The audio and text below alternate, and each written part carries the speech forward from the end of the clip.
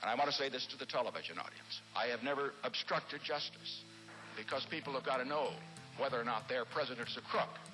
Well, I'm not a crook. A charge has been made that the United States has shipped weapons to Iran. Those charges are utterly false. But I want to say one thing to the American people. I did not have sexual relations with that woman. We found the weapons of mass destruction. We found biological laboratories. If you like your health care plan, you'll be able to keep your health care plan. Period. I looked out. The field it looked like 1.5 million people. This was the largest audience to ever witness an inauguration, period. Sean Spicer, our press secretary, gave alternative facts to that. And Mexico will pay for the wall. Frankly, we did win this election.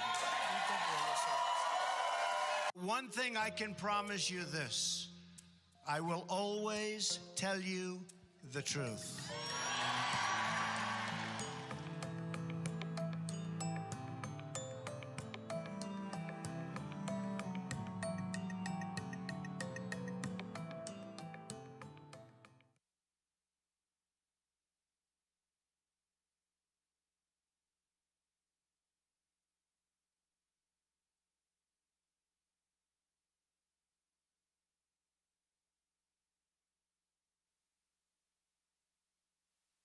Hi everyone, I'm Katy Bass. I am the research director at the Knight First Amendment Institute at Columbia University, and like many of you, I am joining this event remotely, although I wish I could be there in person. I want to welcome you all to today's event on lies and democracy. This marks the beginning of an exciting year-long exploration of lies and the law at the Knight Institute, spearheaded by our senior visiting research scholar, Genevieve Lakier. Genevieve is a law professor at the University of Chicago, and she's one of the most creative, innovative scholars writing about the First Amendment and free expression today. We're thrilled and really lucky to have her at the Institute. Over the next year, Genevieve will host a series of public conversations with scholars, journalists, and practitioners, exploring what the law can and should do, or if it should do anything, about the problem of lies and deception in the mass public sphere. The schedule for the rest of these public conversations will be available on the Knight Institute's website shortly. I want to thank Masha, Quinta, and Sophia very much for joining us for this. It's an honor to have you here. And for those in the audience, I want to let you know that each participant has also written a brief reflection on the relationship between lies and politics. They're excellent, thought-provoking reading material, and we will put a link to those posts in the chat in a moment. And with that, I'm going to turn things over to Genevieve. Thank you so much. Okay, well, hello everyone. Welcome to, as Katy explained, the first event in what is going to be a year-long series exploring the role that lies, and I think something we might think of as deception more broadly, plays in the public sphere, and what the law can and should and also should not do about it. Lying in politics, as the video we just saw I think makes quite clear, is not a new phenomenon. Politicians have been lying about, misrepresenting, or maybe just spinning factual reality for as long as there has been democracy. And I think if we go back to the pre-democratic period, we may find plenty of lies as well. And of course, lying is something ordinary people do all the time. It is a feature of human intelligence that we can imagine counterfactual worlds, that we can imagine reality as we wish it to be, not just as we experience it. And this is what enables us, I think, to imagine and create new things, but it also enables us to deceive one another all the time. So lying is nothing new. We might think it is as old as the human species itself. But today, many people believe that there is something new about the role that lies play in our politics, that we have become, to use a common phrase, post-truth. We live in an era in which it is impossible or very difficult for many people to distinguish what is true from what is false, and in which any semblance of agreement among the members of the political community about what the world is made of falls apart or disintegrates beneath the weight of lies. And so I think, everyone who's watching this video will recognize we live in a moment of profound anxiety about the role that lies play in democratic politics and about the possibility of democratic survival when there is no trust in the free flow or the accuracy of information. It is against this backdrop, I think, of sort of deep existential, political, cultural anxiety about lies, that the Knight Institute, we're going to be exploring the question of whether and in what ways legal regulation might do something to stem the crisis of lies and might make it worse. So today's roundtable is intended to help set the stage for that conversation, that exploration, by looking broadly at the vexed and vexing, and by no means new question of the relationship between lies and democracy. Are lies necessary to democracy? Are they a product of democracy? Are they a threat of democracy? When and how? And I'm thrilled to have the opportunity to talk through these difficult questions with three of the most interesting people writing about the problem of lies in US politics today. So going from left to right, we have Sophia Rosenfeld, who has written a wonderful short book about the relationship between lies and democracy called Democracy and Truth, A Short History, emphasis on short. So it's great. If you haven't read it, you should read it immediately. And Masha Gessen, who in their work for The New Yorker has powerfully explored how lies, both in Putin's Russia and in Trump's America, can produce totalitarian politics and disempower ordinary citizens. And Quinta Jurecic, who in her work as a senior editor at Lawfare and as a fellow at the Brookings Institution, has explored from many different angles Trumpist politics, Trump's big lie, and the problem of misinformation and disinformation in contemporary America. So welcome. And just a note on the format. So this is, we're thinking of this as a roundtable, not a panel event, which means there are not going to be pre-scripted remarks. Panelists are not going to go in order. And the primary, the focus of the format is going to be conversational. I'm going to get things going in a minute with starting a question, posing a question to the panelists, but there's going to be no pre-prepared comments and no preset order. The aim is to help each other think through these difficult questions collectively in conversation.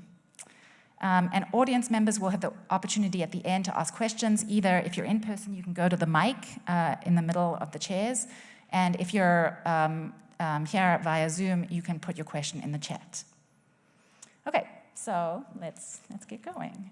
All right, so I thought I'd begin by asking all of you to reflect on, I guess, the big question, the first question, which is, are lies such a problem for democracy? I mean, as the video made clear, lies are not a new phenomenon. Politicians in the US have been lying throughout all our lifetimes and before. They lie about things big and small.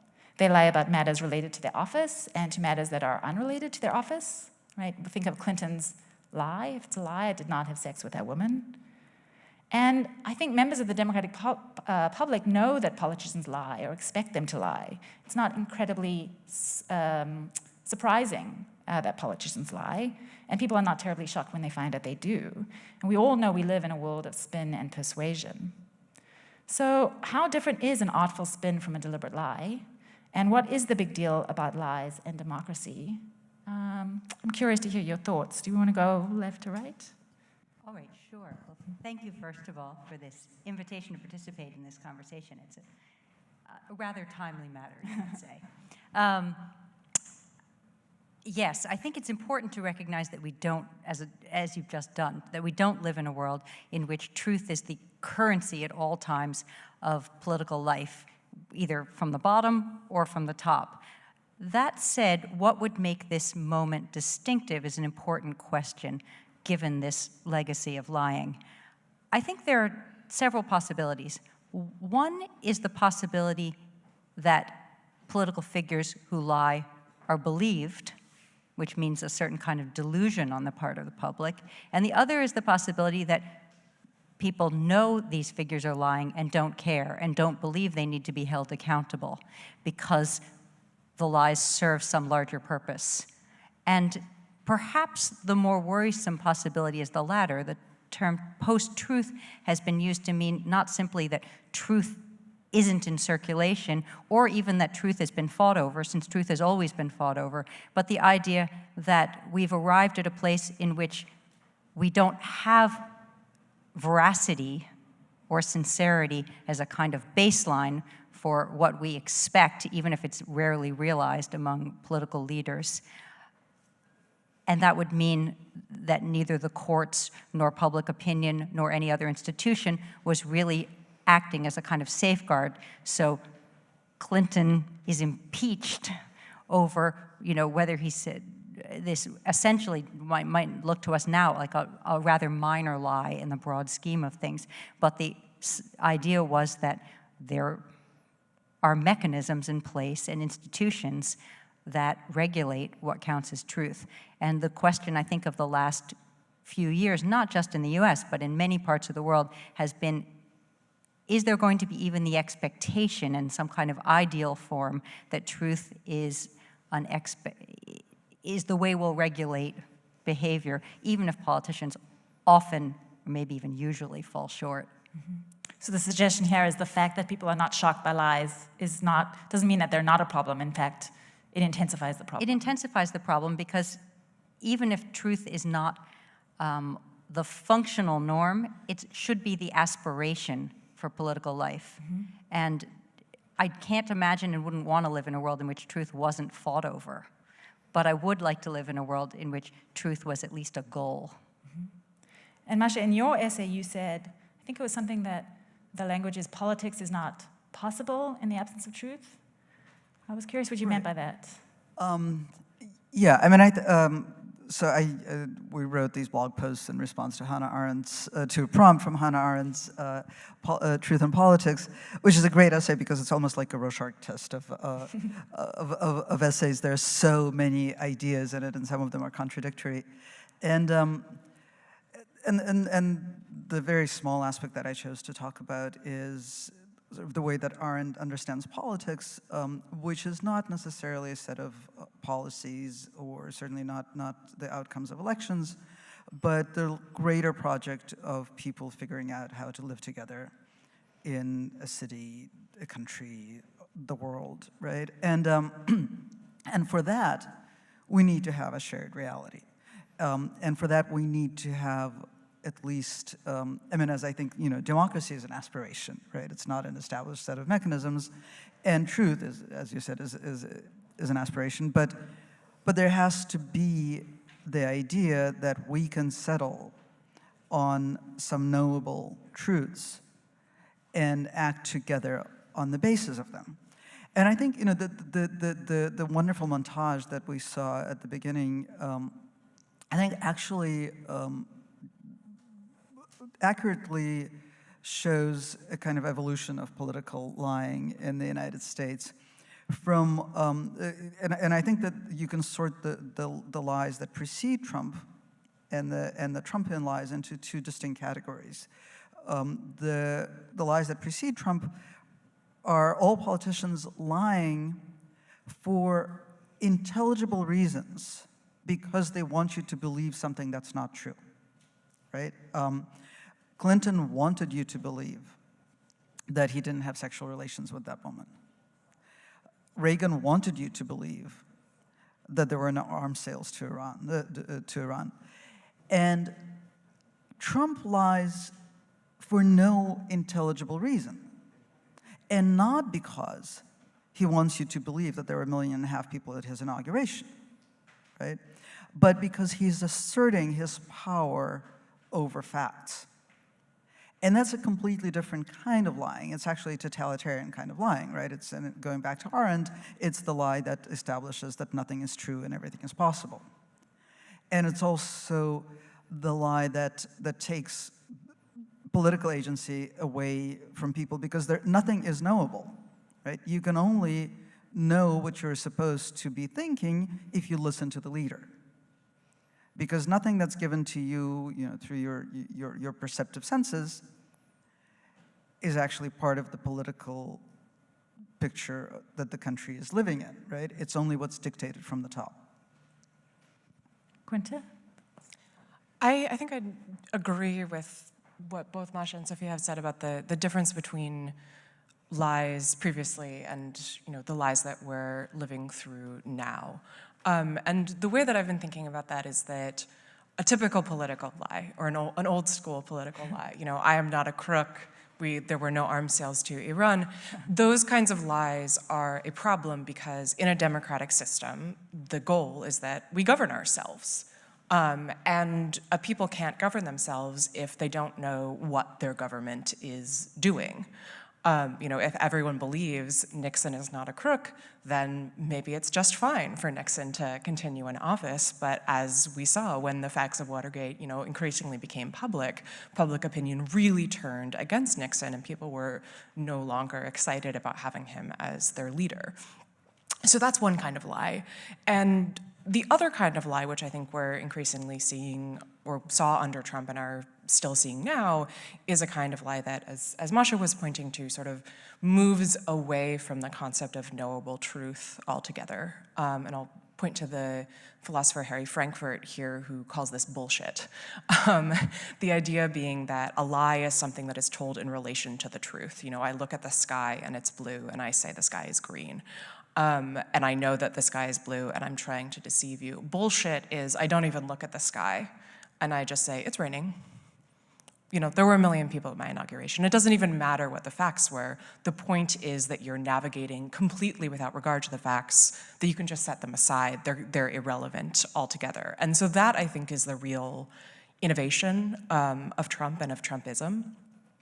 And you see that in just the sort of the profligacy of his lies. He's not lying to reach a particular point or to deceive you about a particular thing. He's lying because that's his way of communicating with other people, is simply to make things up.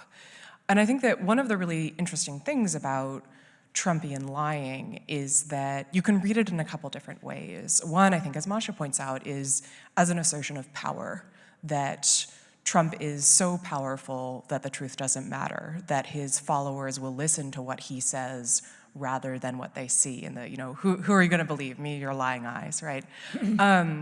On the other hand, there's a really interesting component of Frankfurt's essay, which I'd encourage everybody to read, where he makes the argument that the bullshitter is inherently sloppy. They're inherently trying to get away from something. Because if you're lying, if you're operating in relation to truth, you need to know what the facts are and you need to fashion what you're saying around them. But if you are just lying or speaking without any relationship with truth, you're inherently you're trying to get away with something. Yeah, there's a sloppiness, there's a lack of care, which I think gets to sort of some of the interesting aspects of Trump's lies, where on the one hand, they do seem like a systematic assertion of power. But on the other hand, there's an element where his lies collide, they don't make sense in conversation with one another, they get people in trouble, and so it's a real question of how we should read that. Well, I mean, yeah, just to continue on this and push back a little bit against the idea that Trump's lies are worse than the earlier lies because they are totalitarian, and whereas the other lies were just kind of democratic, we might think, like ordinary part of the yuckiness of democratic politics, there's something new here. Could it be instead viewed as Trump's lies are less dangerous? The lie itself is less dangerous than when Nixon lied in a period when people believed generally in the truthfulness of politicians' assertions, or even when Clinton lied in this very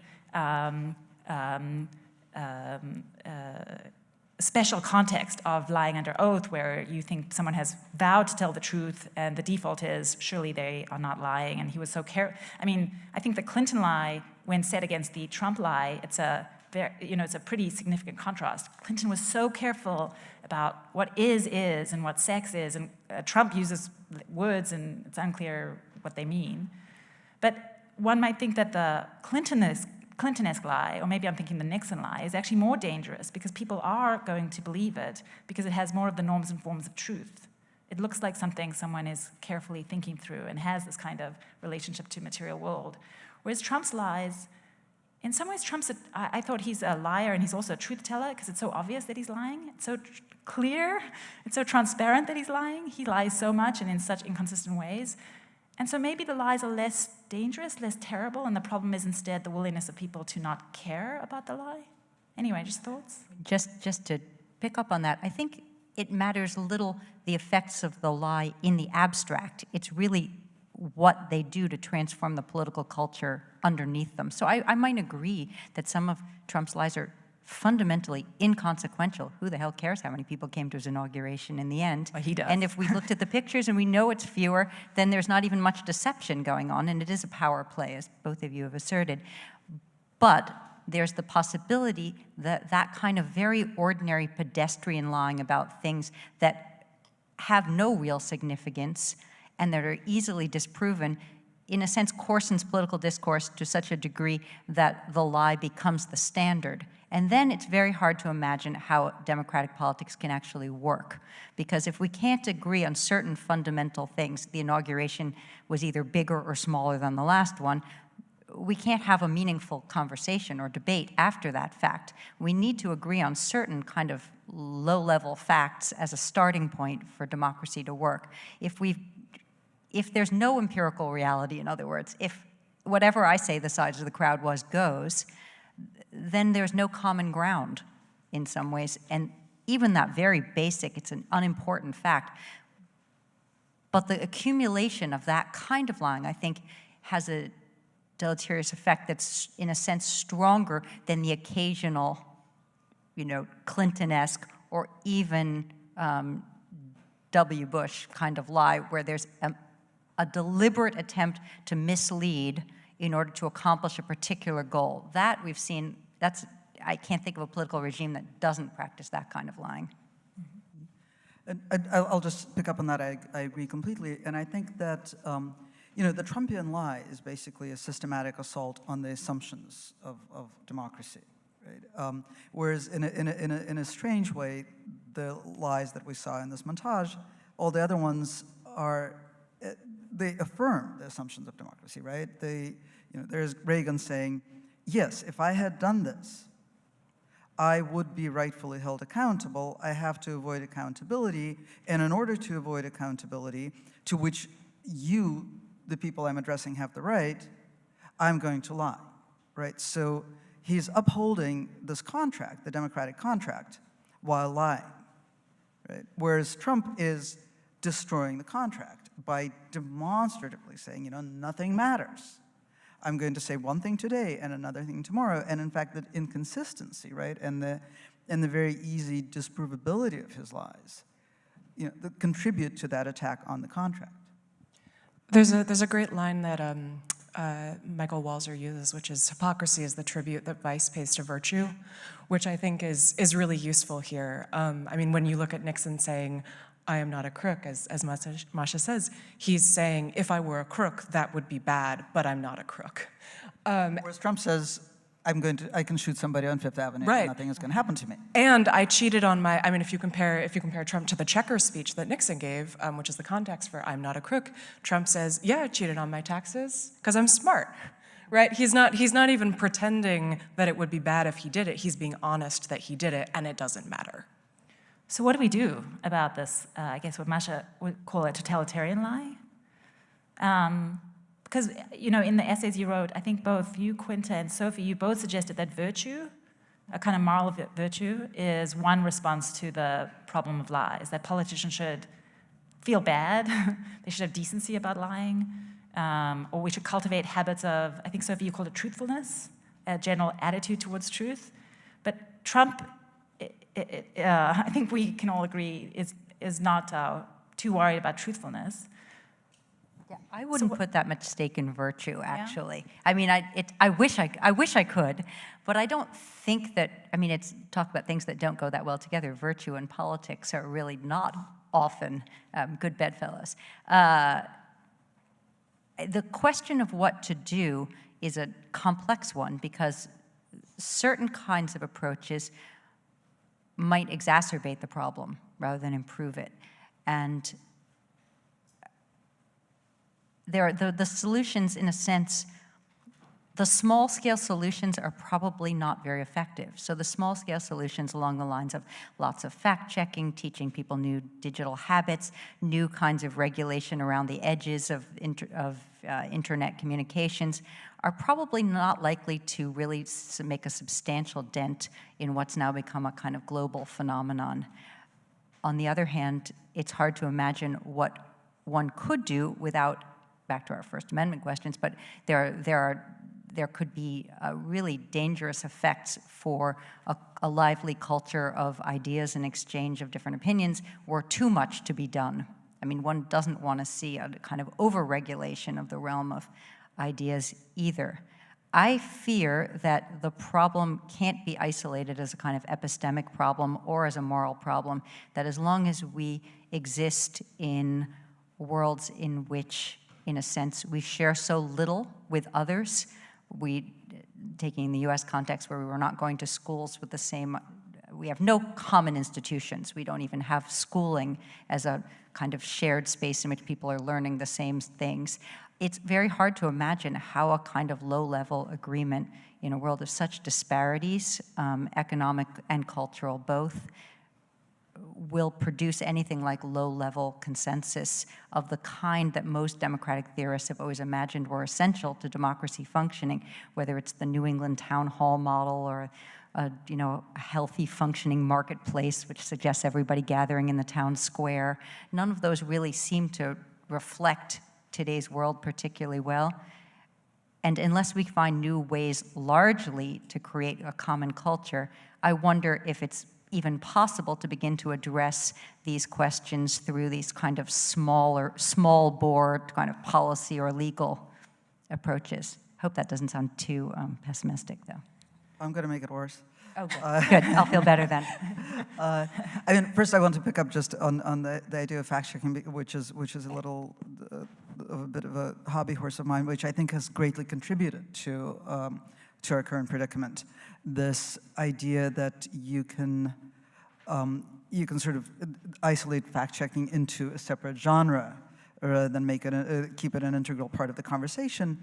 And I think it has served to reinforce the sense that facts are actually opinions to be argued about, right? which aren't identified as one of the big problems of truth in politics, where you take factual truth, something that is actually knowable, and argue about it as though it were a matter of opinion. And that's what that's the kind of thing that fact-checking as a genre, as a separate genre, not as the backstage operation of journalism.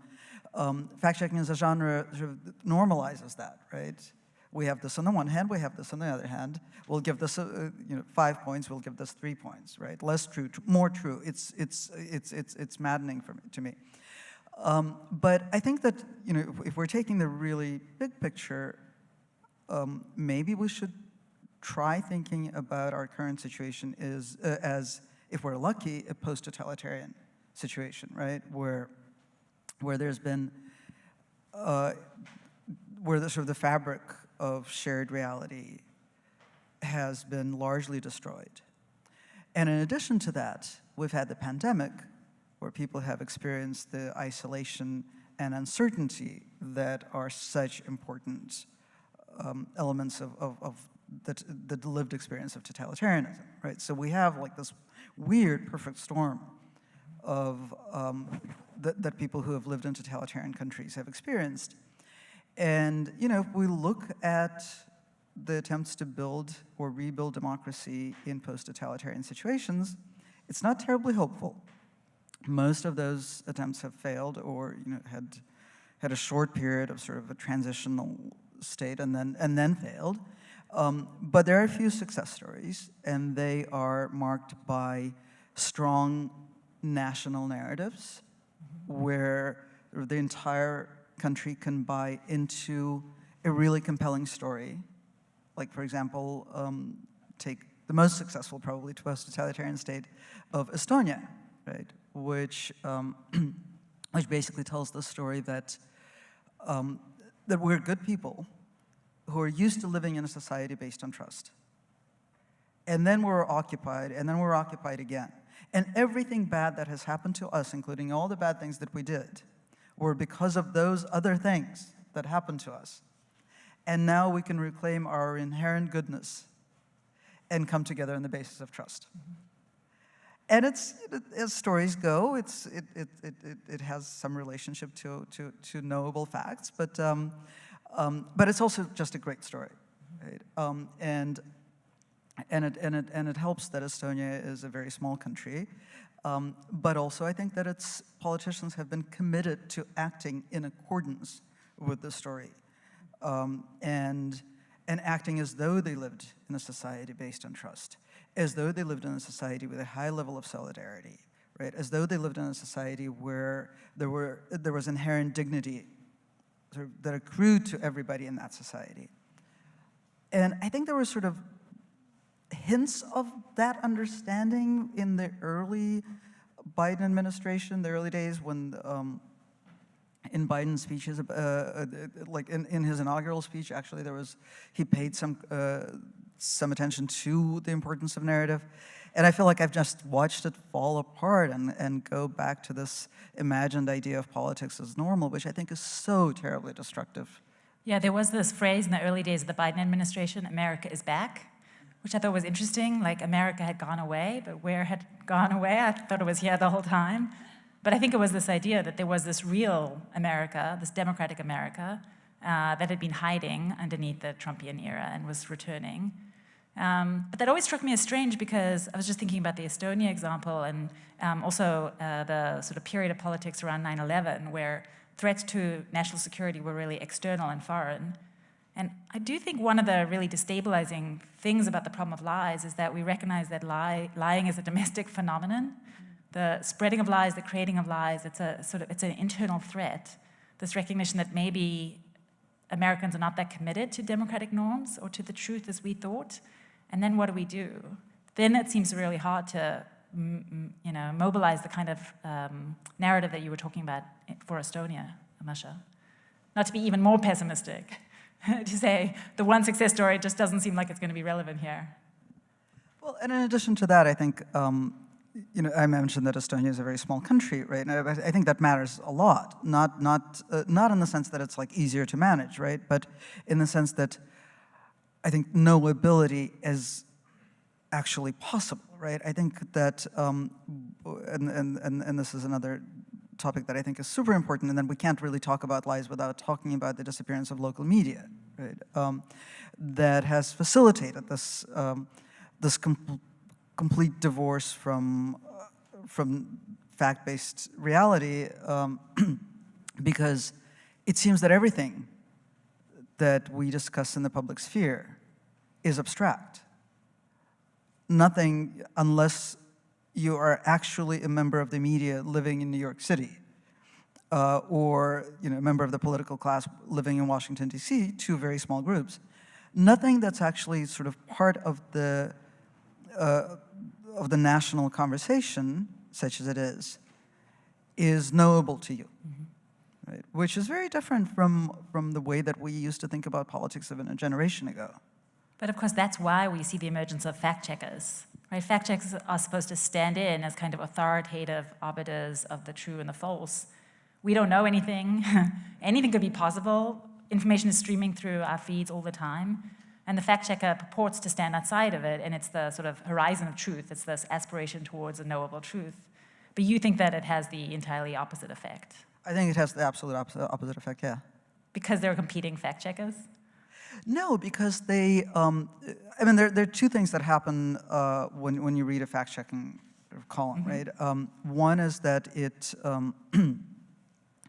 has the repetition, it adds to the repetition effect, which we know, right, that the more you repeat a lie, the better it sticks.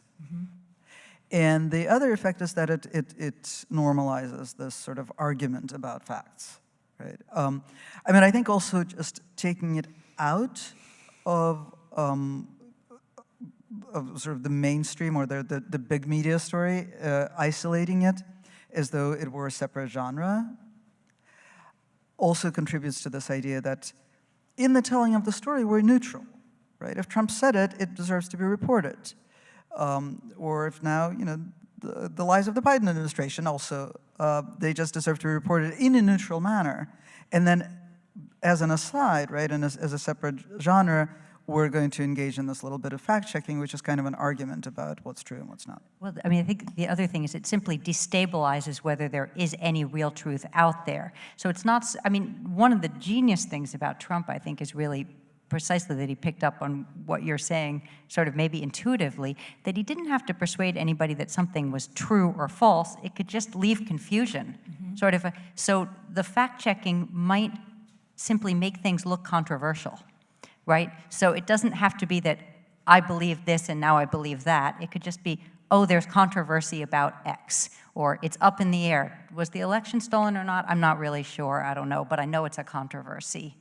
And that is part of the destabilization, I think, that we're talking about. So I can definitely see how the specific fact check is very different from the general phenomenon that you're describing of the fact check that makes things seem contested even when they shouldn't be, or simply just elevates the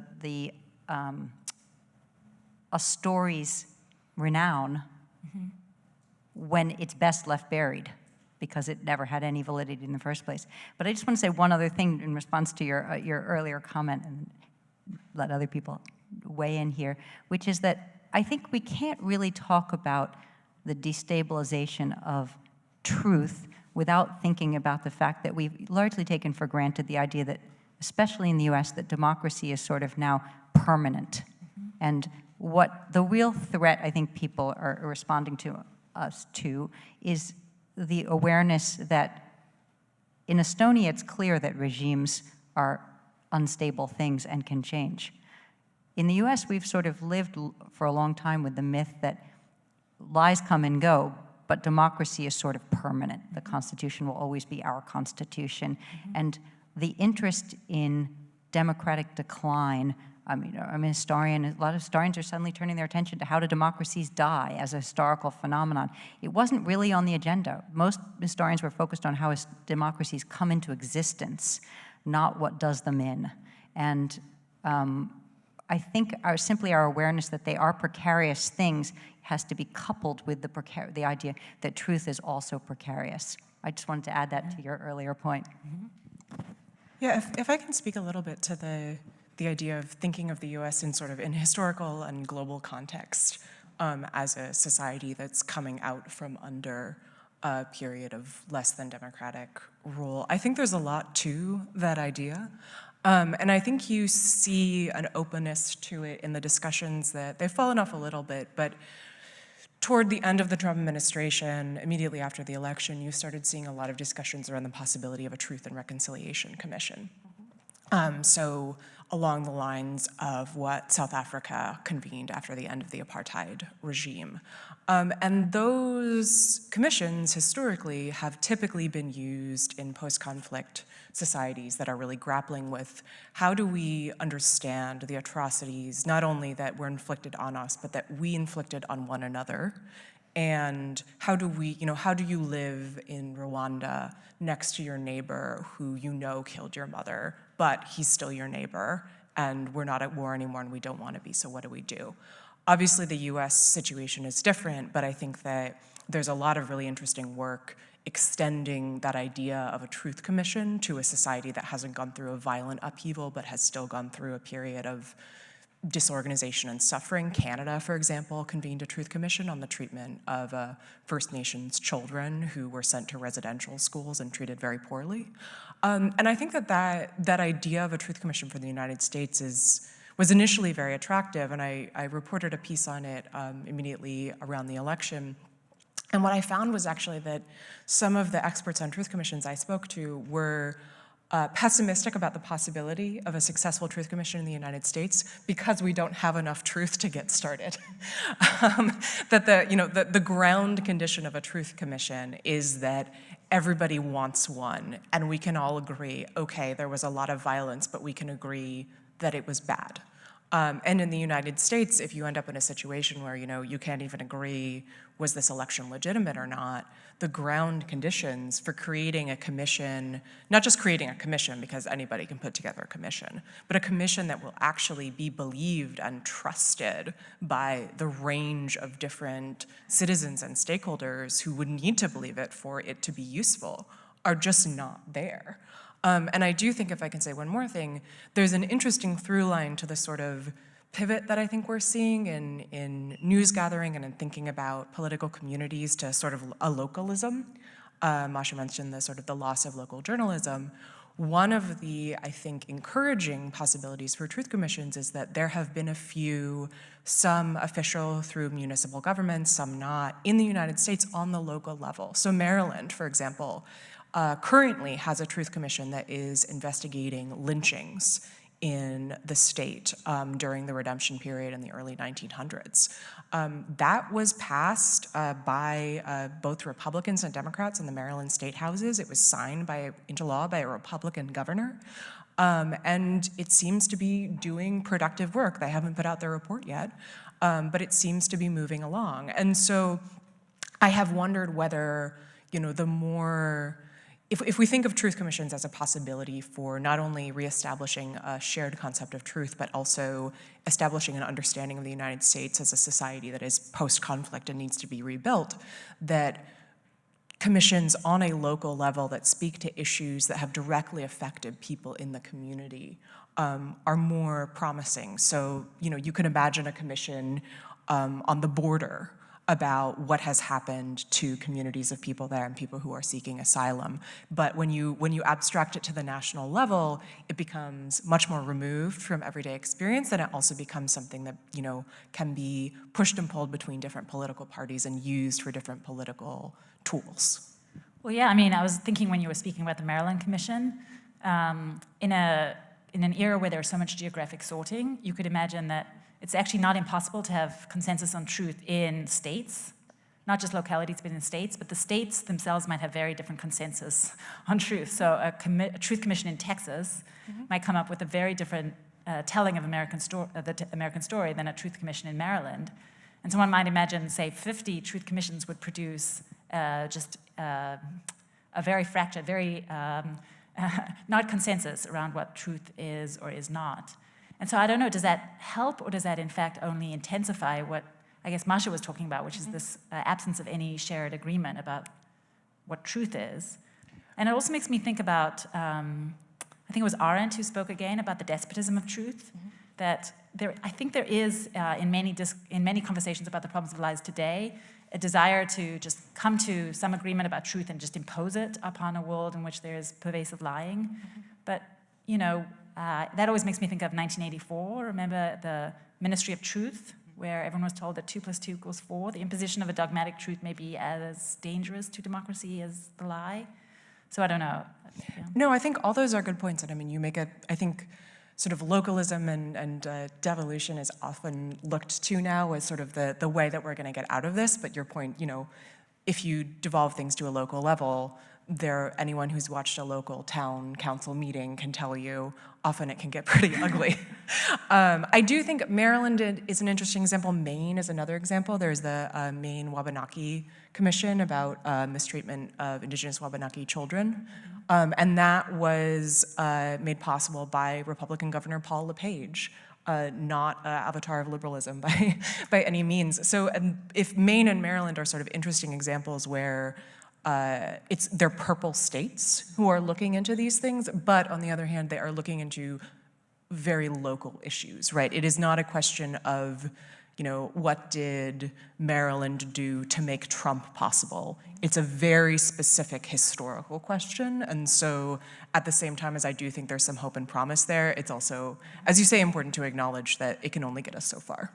I mean, that is the critique often of truth commissions, is precisely that because they take up a problem in the past, they represent a way of closing the door on something. So when your example, I hadn't put the two together until you made the comment about whether truth could be thought of as despotic in this case. If you wanted to have a truth commission in which you decided that we need to get to the bottom of lynching and put it in the past and close the door and say this is all behind us and has no connection to the present because the past is over, then you could potentially establish a consensual truth. It might be well supported by players across a political spectrum, and it might force truth into a very particular narrow slot where it's done with and over and sort of tamed in a sense. And there are some pretty interesting critiques of the way truth commissions have worked out, for instance, in South Africa, to make the past look over when it isn't. Yeah, so, I mean, I suppose, are we reaching, is there agreement there that the problem with lies today is that there's no agreement about the basic features of reality? Because again, I was thinking, if you go back to the early 20th century when we start to see the first sort of institutional efforts by the government to create propaganda, the Wilson administration invested a lot in publicity campaigns. They used the new techniques of advertising and what will come to be known spin to sell World War I to a populace that was very opposed to the war, to cover up the anti-war arguments being made on the left. And of course, this produced tremendous anxiety about lies and the veracity of information. I mean, I think, a kind of anxiety that we're feeling today. And then again, in the Vietnam era, when you read Arendt's essay, which was published in 1967, I mean, she is basically describing the experience of being post-truth. Is there any truth out there? And yet we look back and we think, not so bad. Little did you know. So I suppose, again, I just want to understand what is different and what is the same between those eras. Well, we're literally watching people who are willing to die for and I'm trying to actually, I keep trying to figure out what they're willing to die for, right? I was just reading this Washington Post piece on people who are in the hospital with severe COVID, refusing, saying that they would rather die than have taken the vaccine, demanding, what is that, the horse dewormer, threatening to sue doctors, right? I mean, this is an extreme level of commitment to something that we know not to be true, right? And I think there's a very difficult thing to wrap one's mind around, which is that the mechanisms by which the system of beliefs of people who, let's take the COVID deniers, the mechanism through which their system of beliefs functions and the system of beliefs of people who believe in science, right? I'm taking the whole phrase in air quotes. They function similarly, right? They're based on a sense of belonging to a particular community. They're based on placing your faith in particular people who know what they're talking about, right? People that we think of as experts. They're not really based on knowable truth, particularly in the case of COVID, which has that peculiar quality of almost always being physically separated from you until you're actually sick yourself. And if you're so sick as to die, then you are not a carrier of that truth, right? And so it's almost like a pure case of an ideological system, right? And the way that an ideological system functions is that anything that comes from the outside of the system that is in contradiction to it is explained away by the internal arguments of the system.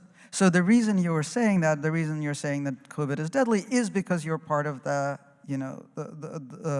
enemy camp that I have a clear set of ideas about, right? So anything can be explained away. So one is fact-based, the other one is not fact-based, but they have the exact same mechanisms of functioning.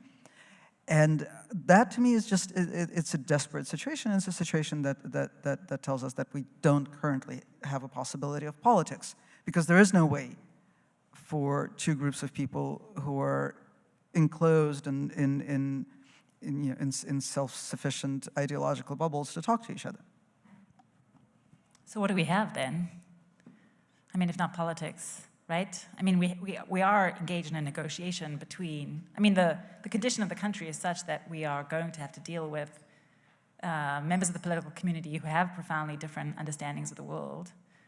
We don't, and so how do we understand that? I mean, it seems very likely that democratic politics is continued to be organized around people voting on the basis of radically different understandings. I mean, the recent poll suggests that a majority of registered Republicans continue to believe that the 2020 election was stolen.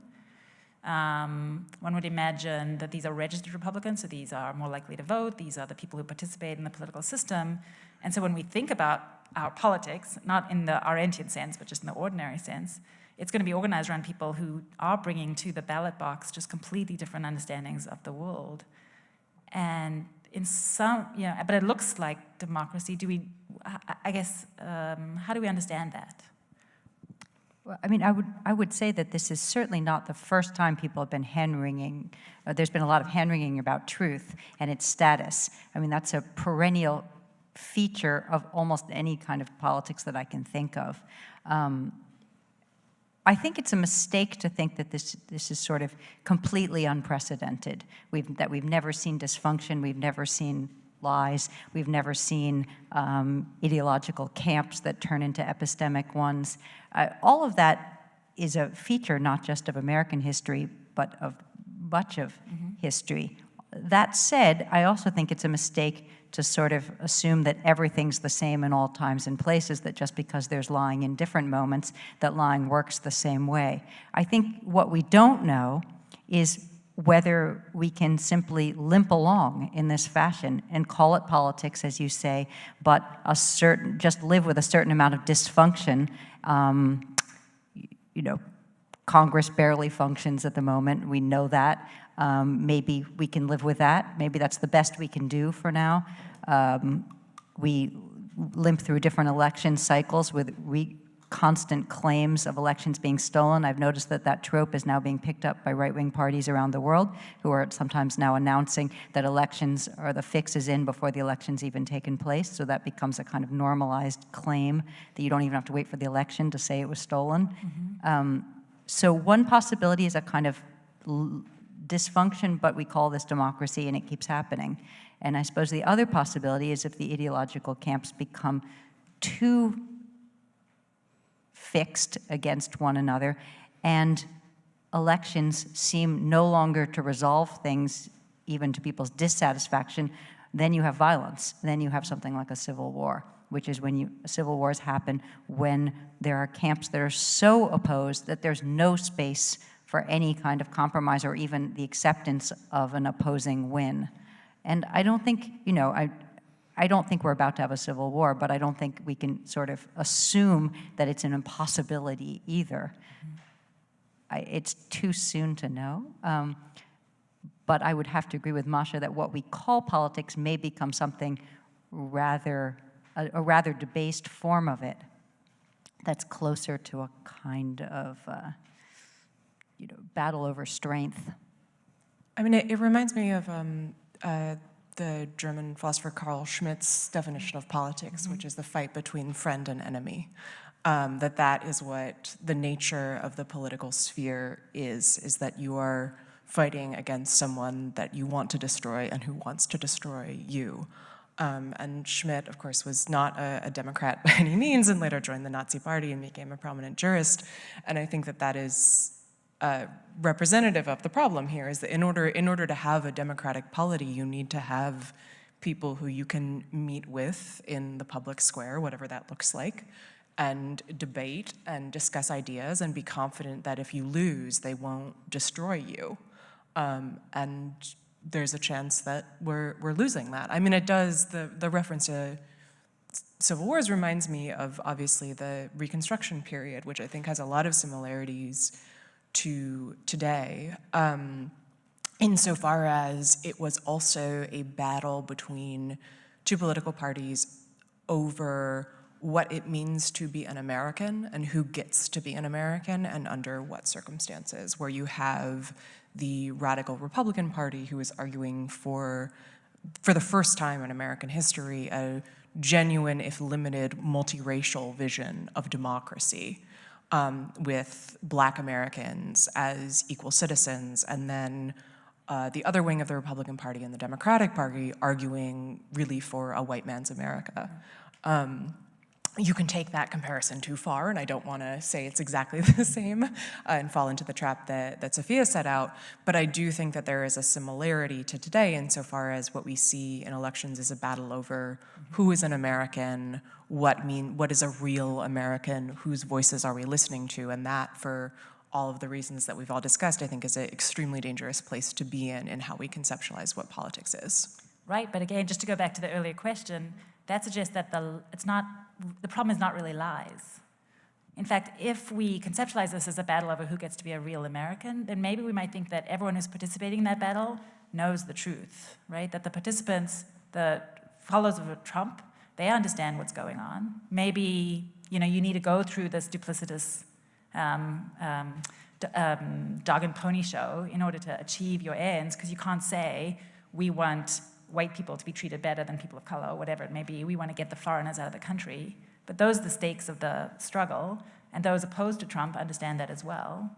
So, and that's what, so when you quote, what percentage of Republicans accept the big lie, what isn't broken down in that is what percentage of those people report that to pollsters because they want to make a point and don't believe it at all, but they have a reason to endorse that position, and what percentage of those people are, in a sense, true believers who are absolutely convinced to their core that the election was stolen. It seems to me there's a very good chance that many people are, in fact, aware that that is a fraudulent story, that there isn't evidence, it hasn't held up in court, but if you're convinced that not all voters were legitimate voters in some broader sense, they're not real citizens in some way or not as important, then you might have reason to endorse this. If you simply believe that the stakes in the election are so great that the numerical differences between the two parties shouldn't be the real factor in deciding the election, you might endorse that position. So I'm always struck that the question is asked by pollsters, sort of, do you believe it or don't you?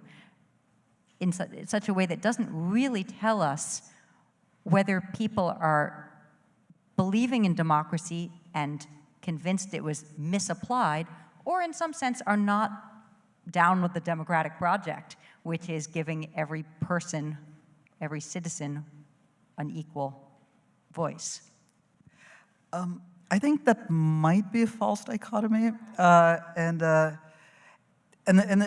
reason, again, going back to Arendt, is I think one of her greatest insights into what happens under totalitarianism and the distinction between totalitarianism and earlier forms of tyranny is that she talked about earlier forms of tyranny as demanding certain behaviors and certain statements from people that were kind of separate from their daily lives and their other, the rest of their being, right?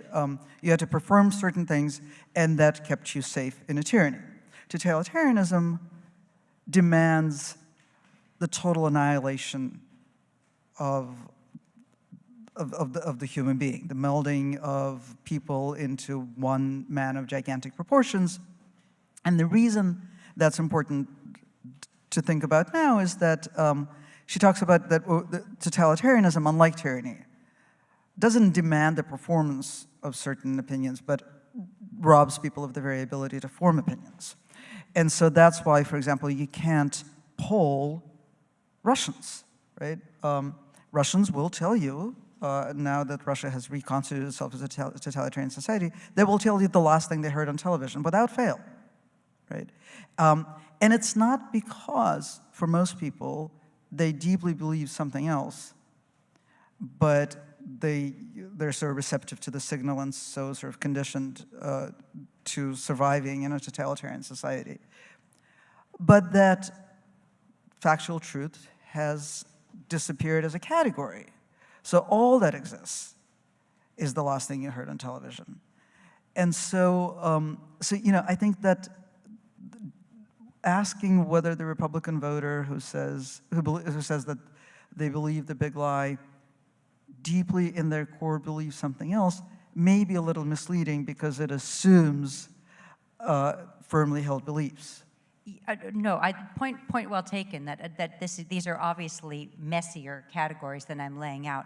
On the other hand, I think it is important to keep in mind that many of the democracies we're talking about, where lies are considered at this moment to be a particularly pernicious problem, India, for instance, or the United States, are places that in fact do have very pluralistic media cultures. They are not places with state television or a single voice. And so the Russian media sphere is obviously quite different from the one that Brazilian, Indian, American, where there's this kind of, you might describe as a sort of totalitarian truth culture, but inside what's still a very pluralistic culture where you might keep your TV focused exclusively on Fox, but you have every opportunity, should you want to stray outside of that media sphere simply by switching the channel. Right, so I think that's the big unknown, is how much that matters. Yeah. Right, like if you've lived for a generation watching only Fox News 24 hours a day, right, does it matter that something else exists in your cable package? And that's hard to say at this point, right? I mean, India is an interesting example here too, where you have a real pluralism in news in different languages with different politics, and how much that will work. The investigative journalism is strong in India, but how much that will do to thwart the sort of Hindu nationalist perspective dominating the public sphere is hard to say at this point, I think, no? Well, I mean, some of it will depend, I suppose. I mean, it's true we have a pluralist media geography, but the media is getting more overtly partisan. And so for people in different places, not all of it is available. I guess, you know, if you go to Nebraska, the only TV show the only news channel that's going to be on is Fox. And so there may be MSNBC available, but it's not relevant to you in the same way. And so it's true, though, that the upshot of that is that maybe the reason you are affirming whatever it is that you just heard on TV is not because you're afraid of state repression, but you want to identify with your tribe, or you want to signal your political identity. But as a practical matter, it's not obvious to me that people are able to or willing to consume the pluralistic media environment options. I mean, I try and follow people with whom I disagree on social media, and I fail. It just becomes too painful, and so I'm always unfollowing and then following people I agree with. It is quite difficult. I mean, the notion of pluralism is of agreement across disagreement, and yet agreement across disagreement is quite difficult today, I think. But is it more difficult than it's been in the past? In some sense, our press has always been ideological. The whole idea of objectivity in news is a relatively recent phenomenon. I mean, you go back, 18th century newspapers are nastier than they are today. You know, they're horrible what people said about each other. People have always read media that corresponds to their beliefs. The difference today may be the pluralism is so great that we're in a kind of fog rather than that we only have one place to look. I mean, I'm quite convinced that we're overwhelmed with voices in some ways, not addicted to a diet of a single source. Mm-hmm. The problem is sorting it all out. Well, and actually, we're starting to get questions from the audience, so if people want to ask questions in person, you should just go to the microphone.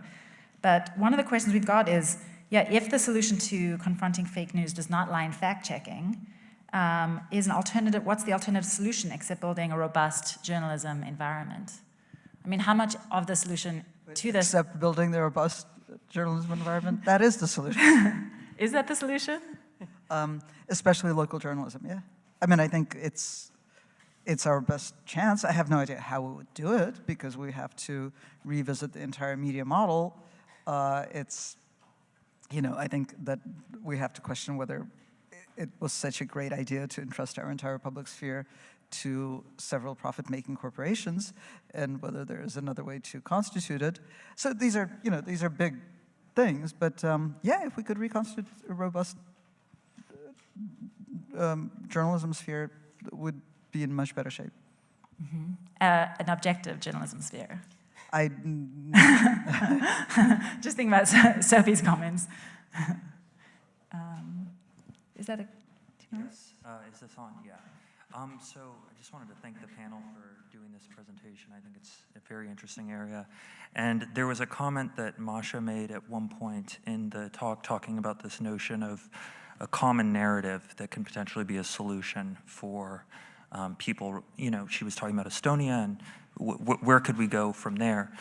And I was curious, do we in the United States right now have a common narrative that people can come to? And if we do, what do you think that narrative is? And if we don't, what do you think that narrative could potentially look like? I'm curious what the panel thinks. All right, I'll take a stab at that, but that's a big and difficult question. I think if we want to talk about the norm breaking of the last 4 years, in other words, prior to the Biden presidency, one of the interesting things I think is the absence of some of the buzzwords of American political life from the kind of discourse that was coming out of the administration during the Trump years. So the place that Americans have tended to converge is on ideas like liberty and equality Now, of course, we know that one person's liberty is another person's oppression. I mean, these are not words that have that much there to them, but they were seized upon traditionally by members of both parties. So the commonality with the idea of a loyal opposition stressed the idea that even though we disagree about policy in all sorts of fundamental ways, we're committed to certain abstract values: liberty, justice, equality, for instance, rights. And one striking thing I think about listening to anything said by most high-level Trump or high-level administrators is that the language was things like strong and win, and very rarely touched on what would either be Republican or Democratic talking points. And that's not really a narrative per se, but it suggests that whatever narrative there was, all the kind of mythologies attached to Americanism were shoved aside to a certain extent. And I think that might seem purely rhetorical, except it suggests not much place for finding any commonality. So if you're both committed to liberty, you have two different visions, but you can begin to have a conversation. That's not a fact, which is the other place you can begin to have a conversation, a value or a fact, but win and strength are not common ground of any kind, or power. So I do think there's something to be said for the idea of trying to keep some mythologies alive, even if they're very loose ones, because they are places where you start to have a conversation. And that comes back to Arendt's conviction that you needed something, she called it a sensus communis, but just basically a kind of enough low-level, very low-level place of agreement that then you could build a conversation. But if you don't even share something we'd call common sense, it's really hard to imagine how even conversation works. We have to have a language in common. So I don't know if that's really an answer to your question at all, but it's a very interesting one. How much mythology and what should it look like in order to have a conversation across political differences? And how much does that require lying itself? Okay, so I mean, if we are in fact an incredibly fractured society, and yet we think that it's very important to think of ourselves as a community, and we have this history of subordination, of racial exclusion, of inequality, but we want to imagine ourselves, in order for there to be the possibility for democratic politics, as a space of liberty and equality. I mean, are you suggesting, in fact, that the solution is lying, or something close? I mean, we might think rhetoric, spin. I think both. I mean, factual lies, no. I think we need a culture of facticity that's vital. But rhetoric matters to politics, persuasion, and that's what Arendt really got right, I think, that those are different things, that you can believe in truth at the level of the fact, particularly the sort of empirical fact or the historical fact, what happened, but there has to be some space for persuasion and rhetoric, which may sometimes, do we want to call it a lie? Do we want to call it spin? I'm not sure. You might, I mean, others might have other thoughts on what to say about this, but a looseness at least that doesn't give, say, liberty an exact definition that anything beyond it would be a lie, would be to kill politics. Politics needs liberty to be a loose category in which we are able to debate what we mean by it, when it's been violated, when it hasn't. I wouldn't call that lying. I would call that rhetoric or persuasion or something else. Okay, let me put a finer point on it, and I want to pick up on an example that Quinta raised in her essay, President Obama and his view on gay marriage. So in his, I think it was his memoir of his aide, David Axelrod, it comes out that Obama was in favor of gay marriage when he ran for president in 2016, but lied about it. Oh my gosh, time. Whenever he ran for president, long time ago. Because he thought that the country would not, it would be an obstacle to him winning election. And once he won election, because the country was not together, there was no consensus at that point about the viability of this as a political position, and so he was going to be conservative, so that by the time he gained office, he could then effectuate policies that were good for LGBTQ people. And so how do we think about that? I mean, there's a way in which you could weave it into the argument that politicians need to speak in a way that can continue to affirm our commonality, even when there isn't commonality. I don't know, is that a good lie? Is that a bad lie? What do we think about that kind of democratic lie? I guess the way that I find that a really interesting example because it's a great summary of how lying is a part of politics that is not going to go away and has been a part of politics for a very long time. That it's an extremely clear-cut example of you can say, you know, Obama did something bad, total lie, in order to do something good, get elected, and, you know, put into place policies that were more friendly to a wide array of queer people. So I think that frames the question nicely. And it is, as I said, it's a very old problem. You know, it goes back to Plato, who argues, to go back to the point about building a national narrative, the way that he wants to build his ideal city is literally by lying to people. It's the noble lie. You tell people a story that is false about how they fit into this political community. And so, you know, if you look at it from the perspective of what is politics rather than what is truth, I think that it becomes very clear that because, you know, the world is imperfect, bad actions are sometimes necessary to achieve good ends. Max Weber calls this the ethical irrationality of the world, that lies become not only common, but arguably inevitable. And so the question is then how you maintain your tether to the truth without drifting away entirely.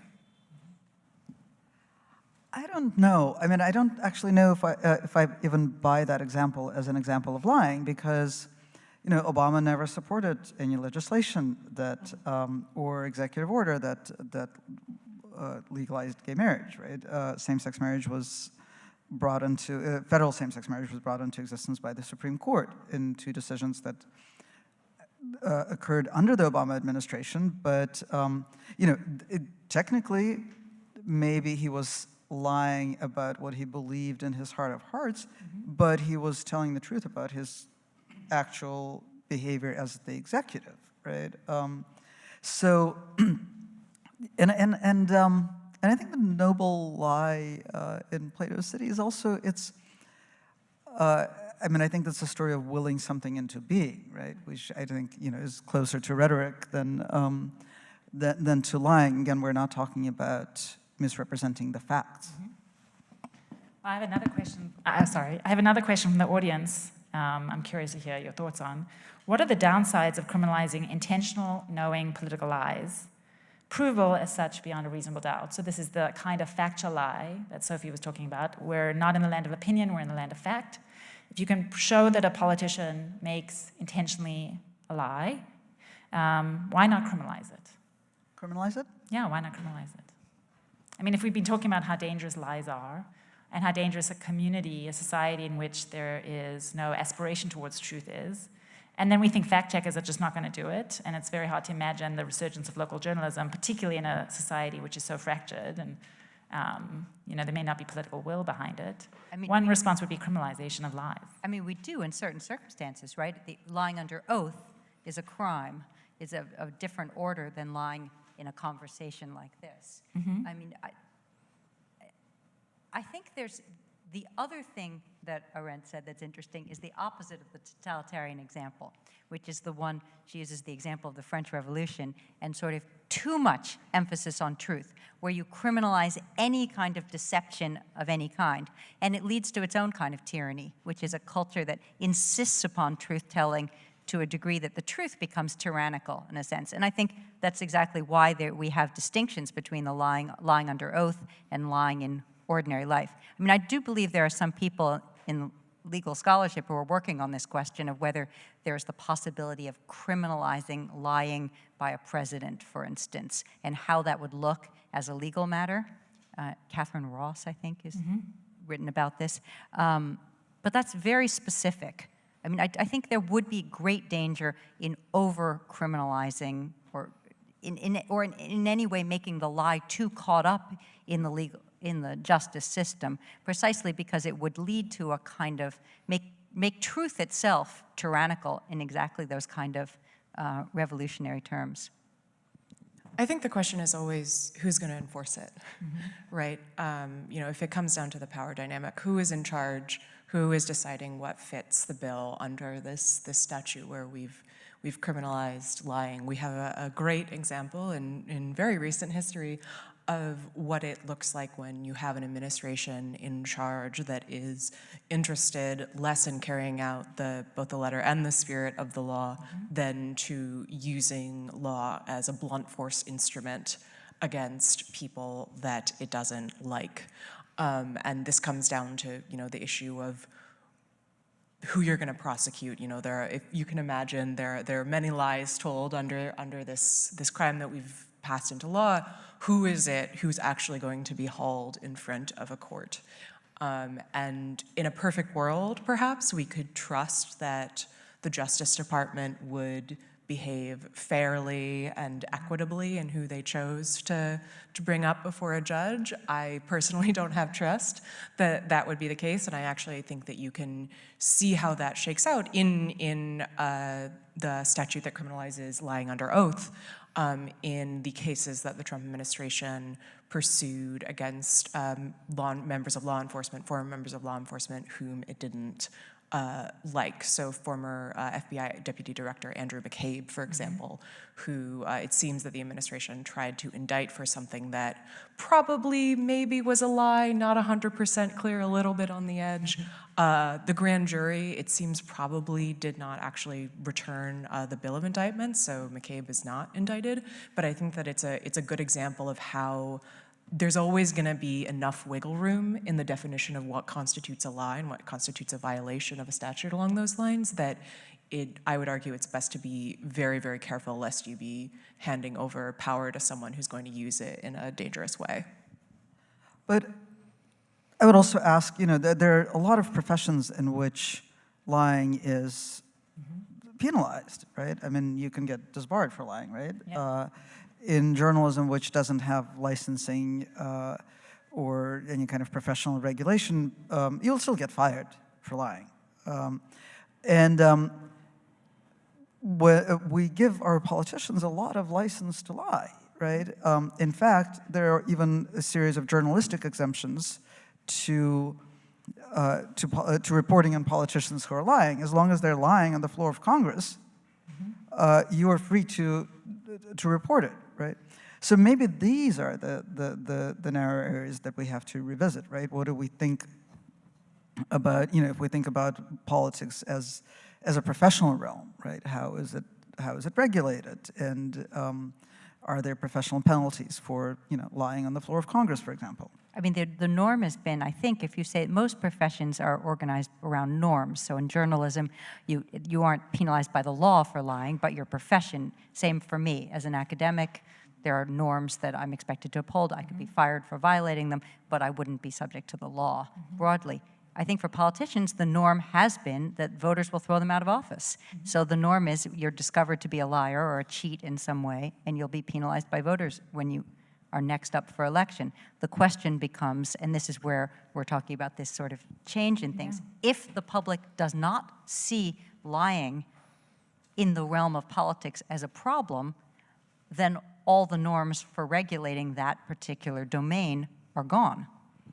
Right, and just to add on to that, I mean, I think there's a very interesting contrast between Nixon's lies and Trump's lies in that at a certain point the Republican elites abandoned Nixon.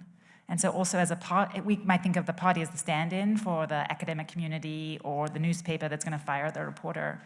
And the parties are no longer enforcing a regime of truth. Or another way to think of it is also, you know, other branches of government. You can look at the Republican Party abandoning Nixon. You can also look at the fact that Congress was set to impeach and probably remove him. And I think what you see under Trump is that Congress has no interest in upholding that norm of truthfulness, but also that members of Congress who are part of the Republican Party have no interest in straying from their party and standing by their branch of government in that responsibility. All right, question from the audience? Hi. Yeah, so I was very interested in kind of this conversation and was then kind of interested in specifically kind of with the journalism and how to kind of reinforce regimes of truth there. I was kind of reminded of like the recent Supreme Court case effectively that says that abortion cannot be allowed in Texas after 6 weeks. And a lot of analysis saying, like, is this overturning Roe v. Wade, is this not? Instead of just kind of like looking at the fact of the matter of if you are a woman pregnant in Texas 12 weeks along, can you get an abortion? But kind of turning this into a question, is that similar in kind of neglecting truth? Do you kind of view that as a different problem? Or is that kind of in this realm of lies kind of becoming more accepted? That's a really interesting question. And it's actually, I will say, something I have been thinking a lot about in the reporting about SB 8, the Texas legislation, because for many years under the Trump administration, I felt like as someone who was writing about law as a journalist, you know, trying to make sure that people understood the legal constraints on what was going on, what powers are being used, I felt it was kind of my responsibility to be the person, you know, raising my hand and saying, well, actually, you know, when you say that Trump is acting illegally, he is acting under this statute, under this authority, and so on and so forth, and that's important because, you know, we need to understand that he's operating within a legal authority that can be abusive rather than operating outside that, and that specificity and nuance was really important.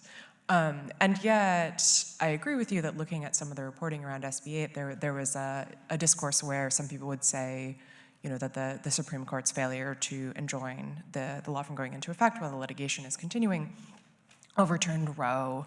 And then some people said, well, no, it technically didn't overturn Roe. Roe is still in the books, still good, you know, still good law. And normally I would be in the camp, that latter camp of saying, you know, technically, et cetera, et cetera. But at the end of the day, I have come to worry that focusing too much on the technical nuance obscures what is actually happening on the ground, which is, as you say, in Texas right now, if you are pregnant and it turns out that your pregnancy is over 6 weeks and you can't travel out of the state, you cannot legally get an abortion. And I think that it comes down to the question of, you know, are you, as a journalist, writing, how are you framing it? I don't think that's necessarily a distinction between truth and falsehood, but it is a matter of communicating accurately to the reader what is going on, which I think is what our responsibility as journalists is. And I think that gets to some of what we've talked about before in terms of, you know, often if journalists write about, you know, Trump says X, is it true or not? You know, here's the arguments for it, here are the arguments against, that is written in the name of clarifying what's happening, but it ends up obscuring it by pretending or giving you the impression that there's a debate where there really isn't one. I don't know if there's a right answer to this problem, but I think you've identified something that is very key to the debate around what work journalism is doing right now. Quinta, your response actually prompts me with another question, which is, over the period of the Trump administration, we saw the way that the newspapers were reporting on what Trump was doing shift. From what you described earlier, sort of very one-sided, you know, or Trump says something misleading, to, by the end of the Trump period, journalists being much freer with using the word lie. So I'm curious, in particular for the two journalists here, I mean, how profound an impact has the Trump administration, the Trump years had on how journalists describe the relationship between truth and falsity? I mean, one way to think about it is, are journalists going to be the new arbiters of truth, where it's up to the newspapers to say this was a lie? We know truth checkers, no good, but I mean, journalists, surely they're the answer. So, I mean, this is kind of building on the previous question and answer. There's a question of what the story is, right? Which is not exactly the question of the distinction between truth and lying, but it does go directly to what is the best way to tell the truth, right? Which is our job as journalists. And the Trump administration and the aftermath of the Trump administration are hugely destabilizing for journalism, because it really posed some unsolvable problems, right?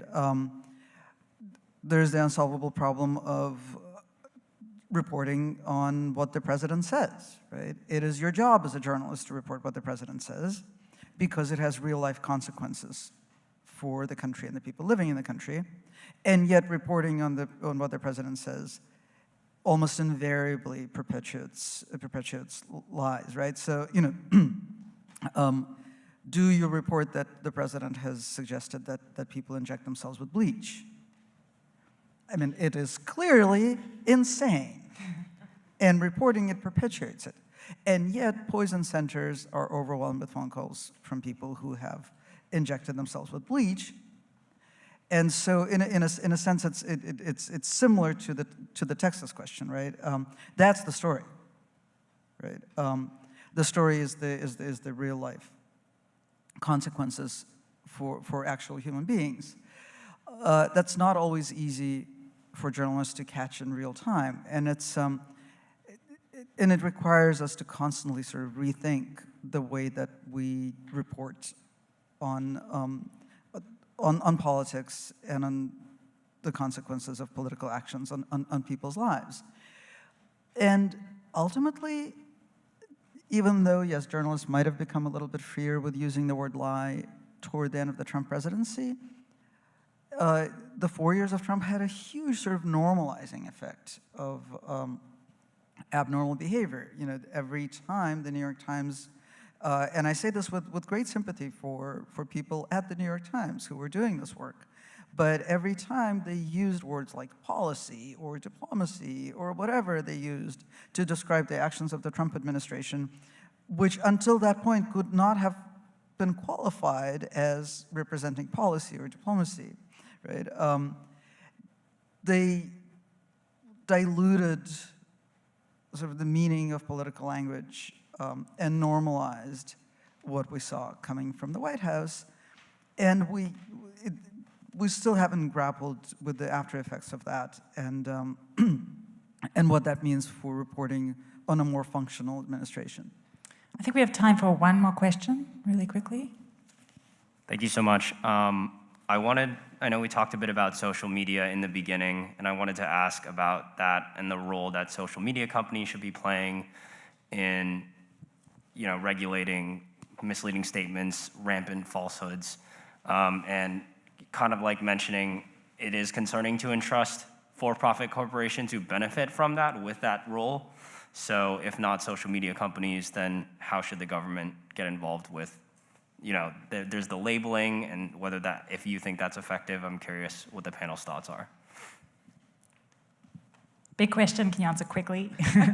Yeah, I think it's a totally fascinating question. I think that the way that I have thought about it is that we're in this position where we need social media companies to decide, how they're going to handle tweets inciting violence from the president, because every other institution has failed.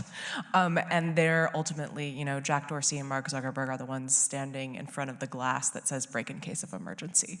The problem is that that's an emergency solution, and it's not sustainable long term. And so this is really just reframing the question, but I think the question is, what is the long-term solution there, and should social media companies be a part of it, or is the better thing to do to look at the long term and try to build a better political culture from the ground up? I think we need a lot more conversation about the larger question, should social media be regulated like a public utility of some kind? I'm not sure I believe the answer is yes, but I would like to hear a lot more discussion about what a very different model would look like, rather than a lot of what seems to me to be kind of tinkering around the edges, calling for labeling, new forms of penalties for material that becomes incendiary after the fact. Some of that seems to me not very effective, and there's a lot of emphasis on it.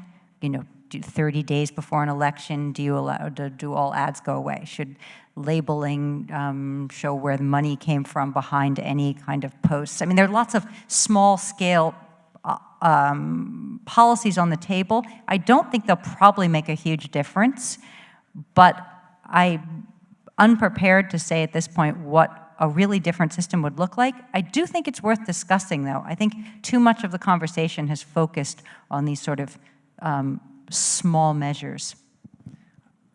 And I'm very much in the public utility camp, but I would frame the question as larger, right? I mean, we've been very lucky in this country for a lot of the time faring well with basically self-regulated media, right? And it's become more and more self-regulated over time. But I actually think that all media should be regulated as a public utility, and social media is subsumed in that category.